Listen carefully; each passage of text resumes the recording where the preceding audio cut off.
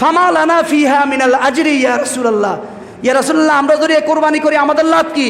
আল্লাহ রাসূল বললেন বিকুল্লি শাহরাতিন হাসানা, কোরবানির পশুর গায়ে যতটা ফসম আছে প্রত্যেকটা ফসমের বিনিময়ে আল্লাহ তাআলা সওয়াব দিয়ে দিবে।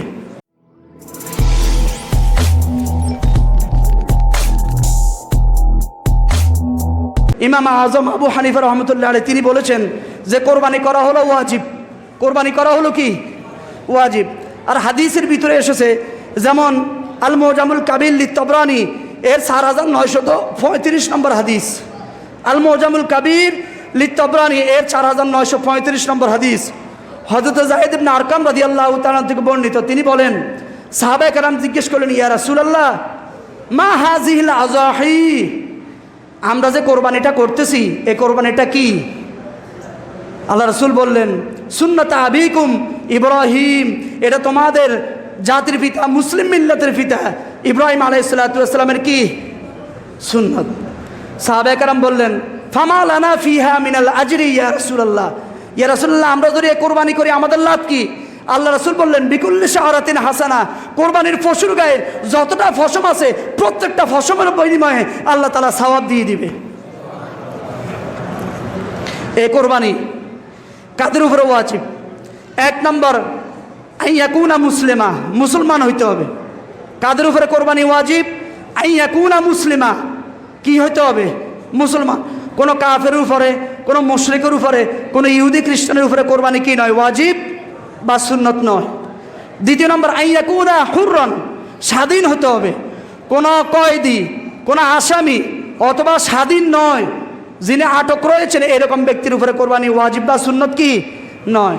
তিন নম্বর আইয়াকুনা মালিকান নিসাব, নেসাব পরিমাণ সম্পদের মালিক হতে হবে। অর্থাৎ যার কাছে 7.5 তোলা স্বর্ণ অথবা 52.5 তোলা রূপ্য পরিমাণ সম্পদ জমা আছে, তাহলে নিজের পারিবারিক সকল ভরণ পোষণ মৌলিক চাহিদা মৌলিক খরচাদির পরে যদি অতিরিক্ত 7.5 তোলা স্বর্ণ অথবা 52.5 তোলা রূপ্য অথবা সম পরিমাণ টাকা যদি কারো কাছে থাকে তার উপরে কোরবানি দেওয়া ওয়াজিব অথবা কি সুন্নাত।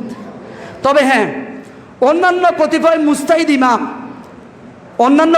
মুস্তাহিদ ইমাম তারা বলেছেন না, যদি কারো খাবার দাবার ভরণ পোষণ চিকিৎসা সব মৌলিক প্রয়োজনগুলো সারার পরে অতিরিক্ত কোরবানি করার জন্য, একটা ছাগল কোরবানি করার জন্য যদি অতিরিক্ত কোনো টাকা থাকে তাহলে ওই ব্যক্তি কোরবানি দিতে হবে।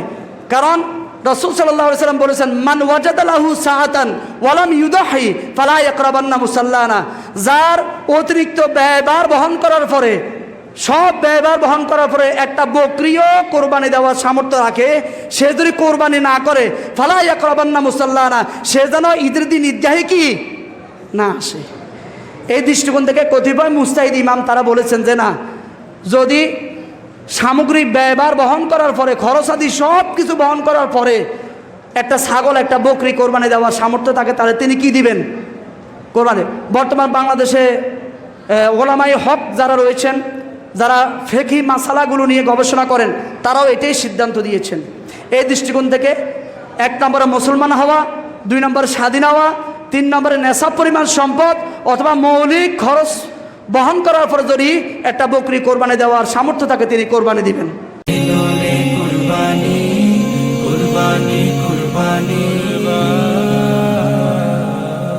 দুনিয়া জুড়ে এলো আবার খুশির হাওয়া, ত্যাগের মহিমা নিয়ে এলো ঈদুল আজহা।